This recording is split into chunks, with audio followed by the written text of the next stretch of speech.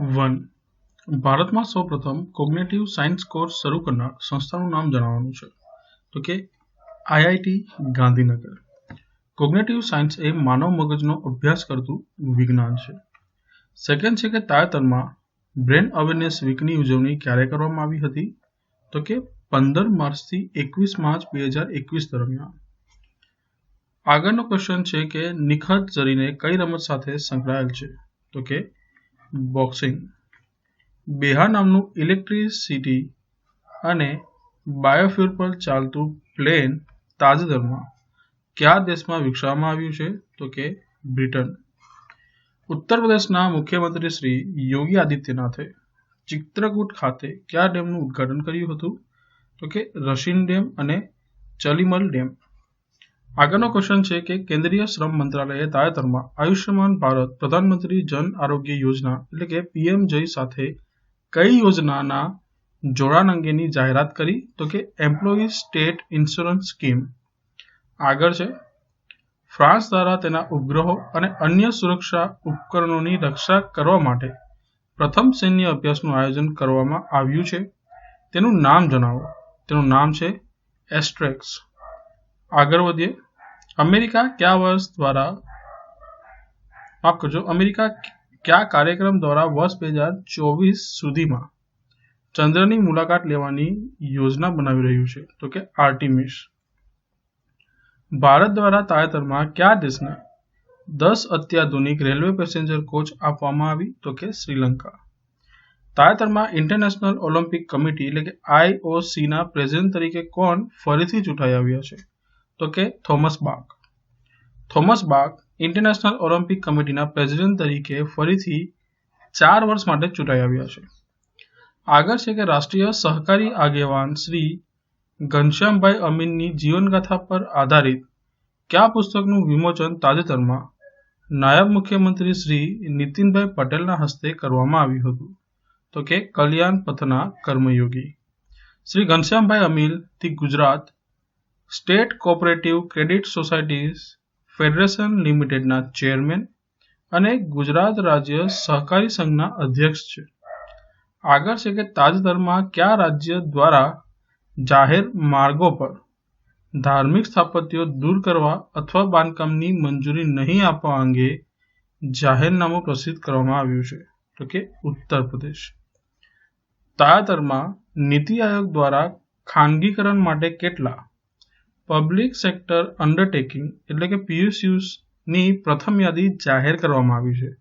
તો કે 12. તાજેતરમાં ચીન દ્વારા તેના દેશની કેટલામી પંચવર્ષીય યોજનાને ઔપચારિક મંજૂરી આપવામાં આવી છે? તો કે 14મી. 14મી પંચવર્ષીય યોજના અંતર્ગત ચીન બ્રહ્મપુત્ર અથવા યાલુંગ ઝાંગબો નદી ઉપર તિબેટમાં પ્રથમ હાઇડ્રો પાવર ડેમનું નિર્માણ કરશે. તેમજ ભારતની સરહદ નજીક સિચુઆન તિબેટ રેલવે લાઇનનું પણ નિર્માણ કરશે. આગળ છે કે તાજેતરમાં કયા ક્ષેત્રને એલજીબીટી ફ્રીડમ ઝોન તરીકે જાહેર કરવામાં આવ્યો છે? તો કે યુરોપિયન યુનિયન. ઇસરોએ તાજેતરમાં કઈ એજન્સી સાથે ચંદ્ર ધ્રુવીય સંશોધન એટલે કે લુનાર પોલાર એક્સપ્લોરેશન પર સહકારની સમીક્ષા કરી હતી? તો કે જાપાન એરોસ્પેસ એક્સપ્લોરેશન એજન્સી એટલે કે જાક્સા. ભારત અને જાપાનની સ્પેસ એજન્સીઓએ આ દરમિયાન space situational awareness and professional exchange પ્રોગ્રામમાં સહયોગ અંગેની તકો શોધવા માટે પણ સંમતિ દર્શાવી હતી. જાપાન અને ભારત અગાઉથી joint lunar polar exploration mission એટલે કે લુપેક્સ પર કાર્ય કરી રહ્યા છે. બંને એજન્સીઓ આ મિશન પર કાર્ય કરી રહી છે અને વર્ષ 2024 સુધીમાં ચંદ્રના દક્ષિણ ધ્રુવ પર લેન્ડર અને રોવર મોકલવાનો લક્ષ્યાંક રાખવામાં આવ્યો છે. આગળ છે કે કયા બે દેશો સાથે મળીને બ્રાઉન કોલસામાંથી હાઇડ્રોજનનું ઉત્પાદન કરશે? તો જાપાન અને ઓસ્ટ્રેલિયા. બ્રાઉન કોલ એ લિગ્નાઇટ તરીકે પણ ઓળખવામાં આવે છે. તે એક નરમ, ભૂરો, જ્વલનશીલ અને કાંપવાળો ખડક છે. આ કોલસામાંથી લગભગ 25 થી 35% જેટલા કાર્બન તત્વોનો સમાવેશ થાય છે. આગળ છે કે તાજેતરમાં બ્રહ્માકુમારીના મુખ્ય પ્રશાસક શ્રીનું નિધન થયું છે? તેનું નામ જણાવો. તો કે સુગ્નશ્રી દાદી હૈદય મોહિનીજી. આગળ છે કે તાજેતરમાં કઈ સંસ્થા દ્વારા Bharat e market mobile app launch કરવામાં આવ્યું છે. તો કે confederation of all India traders એટલે કે સાઇટ. આગળ વધીએ. તાજેતરમાં દિલ્હીમાં ઉપરાજ્યપાલનું કદ અને સત્તા વધારતું કયું બિલ લોકસભામાંથી પસાર કરવામાં આવ્યું છે. તો કે government of national capital territory of Delhi amendment bill 2021. અહીં કેન્દ્ર સરકારે government of national capital territory of Delhi act 1991માં સુધારો કરીને government of national capital territory of Delhi amendment bill 2021 લોકસભામાં રજૂ કર્યું હતું. આ બિલ દ્વારા દિલ્હીમાં ચૂંટાયેલી સરકાર અને લેફ્ટનન્ટ ગવર્નરની જવાબદારીઓની વ્યાખ્યા કરવામાં આવશે. આગળ છે કે શ્રી દિવ્યાંશસિંહ પવાર તથા સુગ્નશ્રી ઇલો વેનિલ વલારીવન એ કઈ રમત સાથે સંકળાયેલા છે. તો કે શૂટિંગ સાથે. લોકસભામાં તાજેતરમાં વીમા સુધારણા બિલ પસાર થયું. આ અંતર્ગત વીમા ક્ષેત્રમાં વિદેશી સીધા રોકાણ એટલે કે એફડીઆઈની મર્યાદા જે 49% હતી તે વધીને કેટલા ટકા થઈ છે. તો કે 74%. આગળ છે કે road safety world series T20 cricket ટુર્નામેન્ટનું ટાઇટલ કયા દેશ દ્વારા તાજેતરમાં જીતવામાં આવ્યું. તો કે Bharat. Road safety world series T20 cricket ટુર્નામેન્ટની પ્રથમ સિઝનમાં ફાઇનલ મેચમાં ભારતે શ્રીલંકાને પરાજય આપ્યો હતો. ઇન્ડિયા લિજન્ડ્સ ટીમના કેપ્ટન શ્રી સચિન તેંડુલકર હતા. આગળ છે કે તાજેતરમાં પૃથ્વીના કયા ધ્રુવ ઉપર અંતરિક્ષમાં ચક્રવાતી તોફાન સક્રિય બન્યું હતું. તો કે ઉત્તર ધ્રુવ.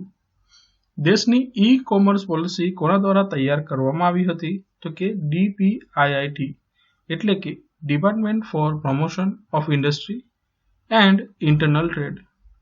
ચીનના ઉત્તર પશ્ચિમ પ્રાંત ઝિનજિયાંગમાં ઉઈગર મુસ્લિમ સમુદાય પર અત્યાચાર અને માનવ અધિકારના ભંગ બદલ તાજેતરમાં ચીનના અધિકારીઓ પર કોના દ્વારા પ્રતિબંધો લાદવામાં આવ્યા હતા. તો કે યુરોપિયન યુનિયન.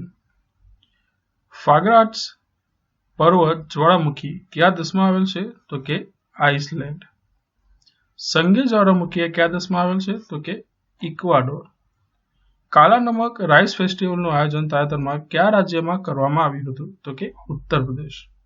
હવે અહીં કાલા નમક ચોખાએ ઉત્તર પ્રદેશના સિદ્ધાર્થનગર જિલ્લામાંથી જિયોગ્રાફિક ઇન્ડિકેશન એટલે કે GI ટેગ ધરાવે છે. તેને આત્મનિર્ભર ભારત અભિયાન અંતર્ગત વન ડિસ્ટ્રિક્ટ વન પ્રોડક્ટ અંતર્ગત પસંદ કરવામાં આવેલ છે અને તેનું ઉત્પાદન કરવામાં આવે છે.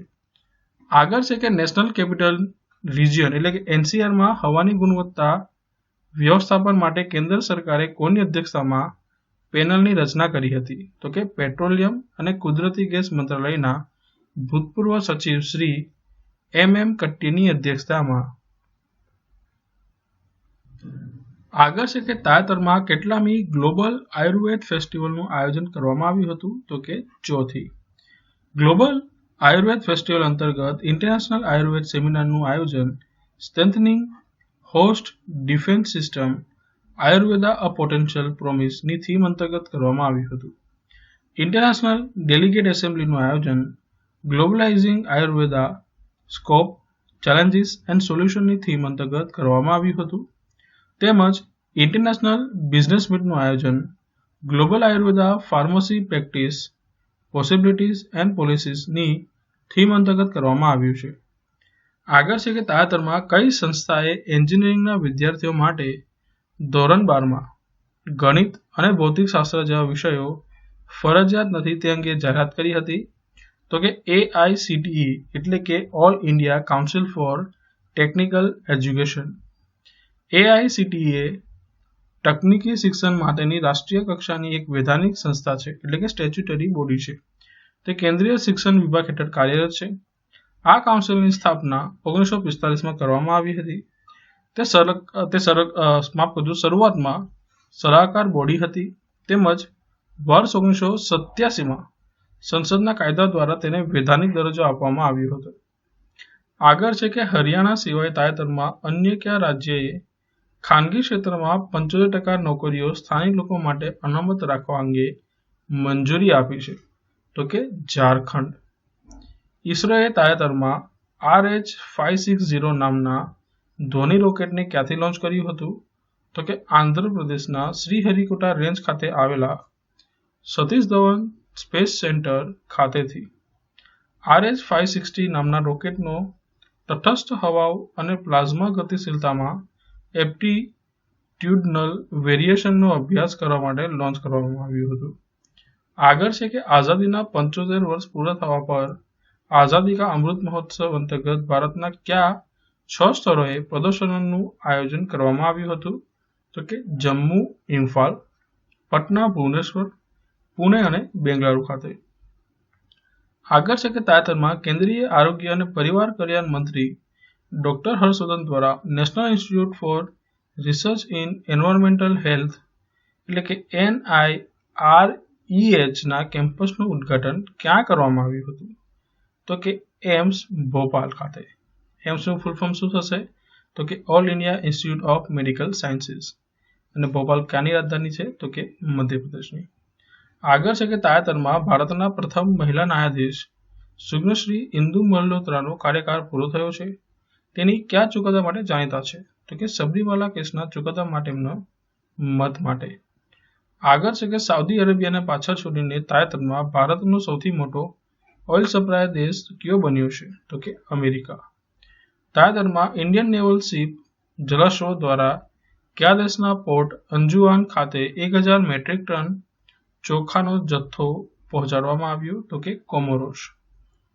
કેન્દ્ર સરકારે તાજેતરમાં ભારતમાં પ્રવાસનને વધારવા માટે જાહેર કરેલ all India tourist vehicle authorisation and permit rules 2021 ક્યારથી અમલમાં આવશે? તો કે 1 એપ્રિલ 2021થી. માઇક્રોસોફ્ટ, એમેઝોન વેબ સિરીઝ અને ગૂગલની સાથે ભાગીદારીમાં કઈ કંપની નવી ક્લાઉડ આધારિત 5G રેડિયો સોલ્યુશનની સ્થાપના કરશે? તો કે Nokia. 5G radio solution radio access network તકનીકથી વિકસિત કરવામાં આવશે. રેન એ મોબાઈલ ટેલિકોમ્યુનિકેશન સિસ્ટમનો એક ભાગ છે. આગળ છે નેશનલ ગ્રીન ટ્રિબ્યુનલે એટલે કે NGTએ તાજેતરમાં કયા રાજ્યમાં અનિયંત્રિત અને અવૈજ્ઞાનિક ખાણકામ અટકાવવા માટે 12 સભ્યોની બનેલી કમિટીની રચના કરી છે? તો કે મેઘાલય. આગળ છે કે ચિંકી યાદવ કઈ રમત સાથે સંકળાયેલા છે? તો કે શૂટિંગ. ગુજરાત રાજ્યમાં કોરોના સંક્રમણનો વ્યાપ વધતા રાજ્ય સરકારે 3Tની વ્યૂહરચના અપનાવી હતી. આ 3T એટલે શું? તો કે ટેસ્ટિંગ, ટ્રેસિંગ અને ટ્રીટમેન્ટ. ભારતીય રેલવેની એન્જિનિયરિંગ અજાયબી તરીકે કયા પુલને ઓળખવામાં આવે છે? તો કે ચીના બ્રિજ. ચીના બ્રિજ ચીનમ નદી ઉપર જમ્મુ કાશ્મીરમાં બનાવવામાં આવી રહ્યો છે. આ બ્રિજ નદીની સપાટીથી 359 મીટરની ઊંચાઈ પર બનાવવામાં આવી રહ્યું છે. આગળ છે તાજેતરમાં ઇન્ટર પાર્લામેન્ટ યુનિયન એટલે કે IPUના અધ્યક્ષે ભારતની મુલાકાત લીધી હતી. તેનું નામ જણાવવાનું છે. તો કે દુઆર્તે પચીકો. IPU વર્ષ 1889માં સ્થપાયેલી સૌથી જૂની અને સૌથી મોટી આંતરરાષ્ટ્રીય સંસદીય સંસ્થામાંની એક છે, જેમાં 179થી વધુ સભ્યો છે. IPUએ વિશ્વવ્યાપી લોકશાહીને પ્રોત્સાહન આપે છે. આગળ છે કે રાજ્યસભા એ ભારતમાં 2 ફૂડ ટેકનોલોજી સંસ્થાઓની સ્થાપનાને મંજૂરી આપી છે. આ 2 સંસ્થાઓની સ્થાપના ક્યાં કરવામાં આવશે? તો કે હરિયાણાના કુંડલી ખાતે અને તમિલનાડુના થંજાવર ખાતે. આગળ છે કે તાજેતરમાં શ્રી લક્ષ્મણ પાઈનું ગોવા ખાતે નિધન થયું છે. તેઓ કયા ક્ષેત્ર સાથે સંકળાયેલા હતા? તો કે ચિત્રકલા. તાજેતરમાં શ્રી ચેમનચેરી કુન્હીરમન નાયરનું નિધન થયું છે. તેઓ કઈ નૃત્ય શૈલી માટે પ્રખ્યાત હતા? તો કે કથકલી. ભારતીય કંપનીઓ વિપ્રો અને ટેક મહિન્દ્રા કયા દેશ સાથે મળીને 5G અને 6G ટેકનોલોજી વિકસાવવા સહયોગ કરશે? તો કે ફિનલેન્ડ. વડાપ્રધાન શ્રી નરેન્દ્ર મોદીની અધ્યક્ષતાવાળી કેન્દ્રીય કેબિનેટે તાજેતરમાં કયા દેશ સાથે રમતગમત અને યુવા બાબતોમાં સહયોગ અંગેના સમજૂતી પત્રને મંજૂરી આપી છે? તો કે માલદીવ. સુએઝ કેનાલ એ કયા 2 સમુદ્રોને જોડે છે? તો કે રાતા સમુદ્ર એટલે કે રેડ સી અને ભૂમધ્ય સમુદ્ર એટલે કે મેડિટેરિયન સી. સુએઝ કેનાલ એ 93.3 કિમીની લંબાઈ ધરાવે છે. સુએઝ નહેર એ ઇજિપ્ત પાસેથી પસાર થતી માનવ નિર્મિત નહેર છે. ફ્રાન્સના એન્જિનિયર શ્રી ફર્નાન્દ દે લેસેપ્સની દેખરેખમાં સુએઝ કેનાલનું નિર્માણ કાર્ય 1858માં શરૂ થયું હતું અને વર્ષ 1869માં તેનો જળમાર્ગ તરીકે ઉપયોગ શરૂ થયો હતો. આગળ છે કે ડેબરિયા મેળાનું આયોજન ક્યાં કરવામાં આવે છે? તો કે પાલીતાણા. બાંગ્લાદેશના આઝાદીના 50 વર્ષની ઉજવણીના ભાગરૂપે મુખ્ય અતિથિ તરીકે કોણ ઉપસ્થિત રહ્યા? તો કે શ્રી નરેન્દ્રભાઈ મોદી. આગળ છે કે ગુજરાતમાં ઇન્ડિયન ઇન્સ્ટિટ્યૂટ ઓફ સ્કિલની સ્થાપના ક્યાં કરવામાં આવશે? તો કે ગાંધીનગરના નાસ્બેદ ખાતેથી. ગુજરાતમાં ઇન્ડિયન ઇન્સ્ટિટ્યૂટ ઓફ સ્કિલ એટલે કે IISની સ્થાપના કોના દ્વારા કરવામાં આવશે? તો કે કેન્દ્ર સરકારના કૌશલ્ય વિકાસ અને ઉદ્યમિતા મંત્રાલય દ્વારા. ઉપરાંત ટાટા